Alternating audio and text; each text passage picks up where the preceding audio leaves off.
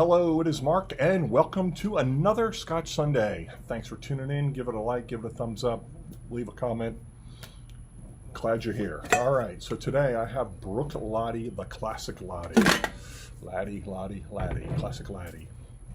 And I'm going to go ahead and open her up and pour her so I can talk about it and let it give it a little bit of air. I have not had this spirit before. I've had another one. I believe I had the Islay barley. One that comes in a yellow bottle, but not the yellow submarine. But okay, so this is an Islay single malt Scotch, and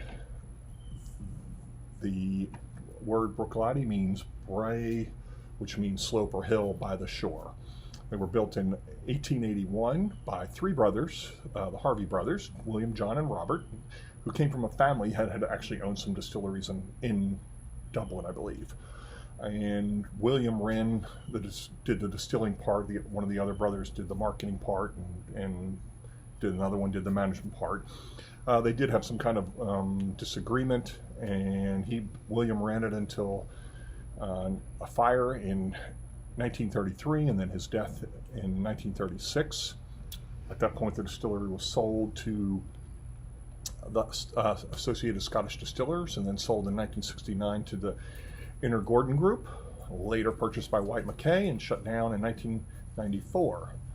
2000, a group of private investors purchased it, and then in 2001 the entire distillery was dismantled and rebuilt, overseen by Jim McEwen, who was the master distiller at the Bowmore.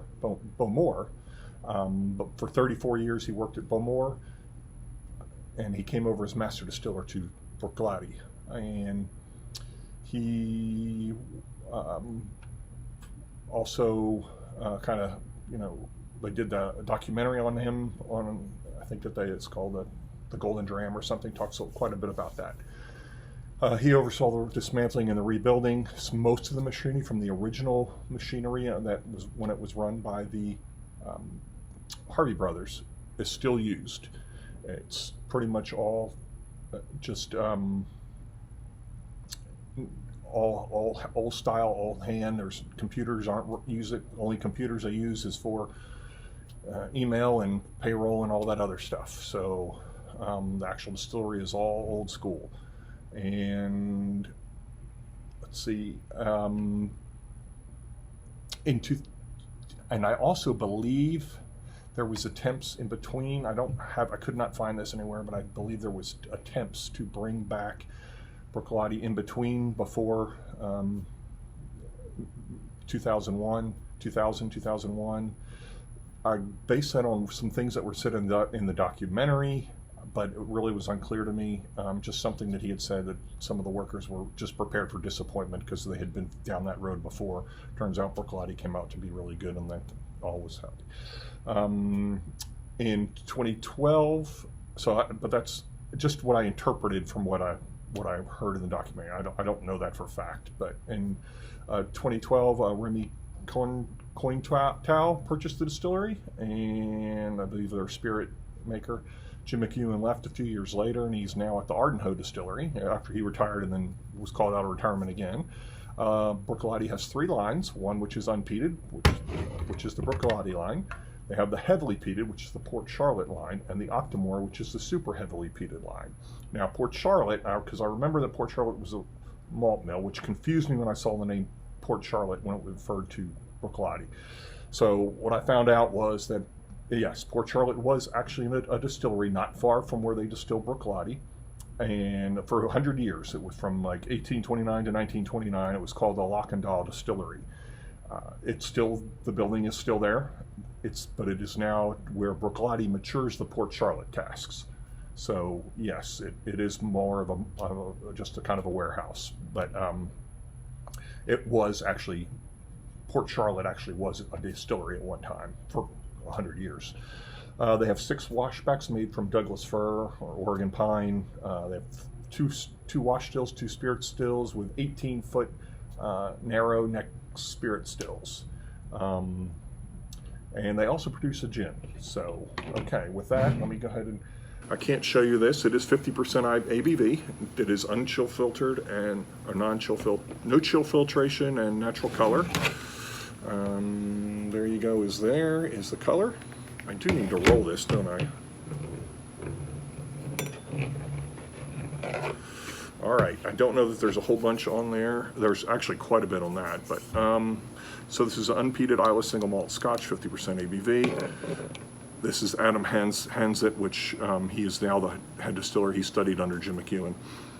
It is our mission to pursue the ultimate pedigree, provenance, and traceability of our raw materials, chief of which is barley, and to push the boundaries of the concept of terroir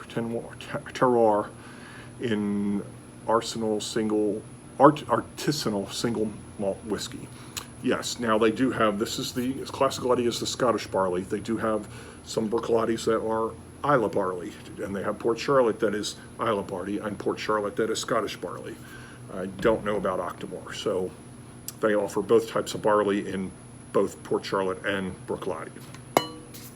There's quite a bit on here. I am not going to read all that. There's quite a bit on there. Anyway, I'm just going to go into this. So, okay, let's see here. What do we have? We have, what else did I leave out? I don't think I left anything else out. I'm going to roll it again. Whew, yeah.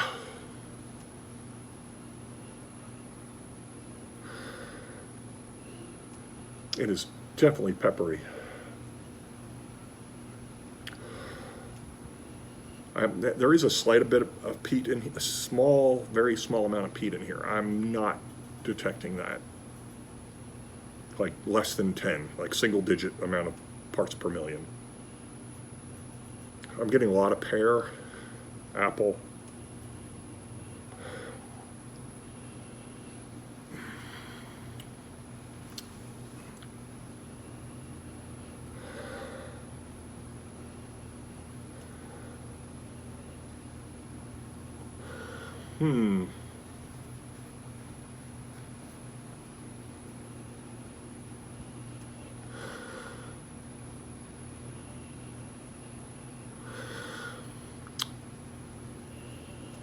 There is definitely some floral, grassy note to it. And a little bit of, I don't know what that is, more of a tropical fruit in the back. Some vanilla.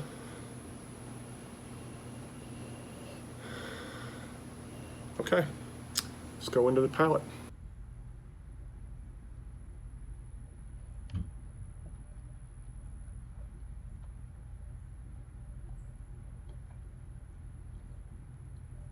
Very fruity forward.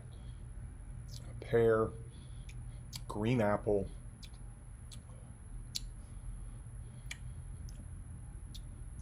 got some little bit of peppery note to it. I do get some malt in the back. So really fruit forward, but there's malt in the back. Sweet, like confectionery sugar sweetness. Definitely a lot of fruit, but strong fruit forward. But again, the pepper comes through and the malt comes in the back. Okay.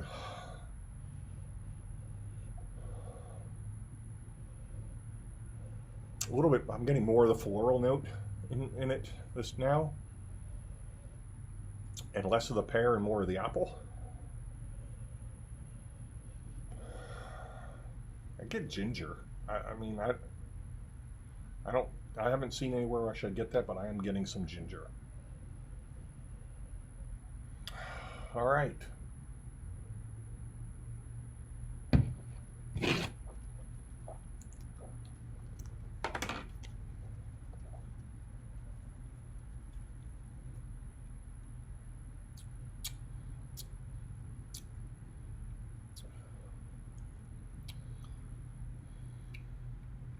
That malty is almost like a toasted maltiness.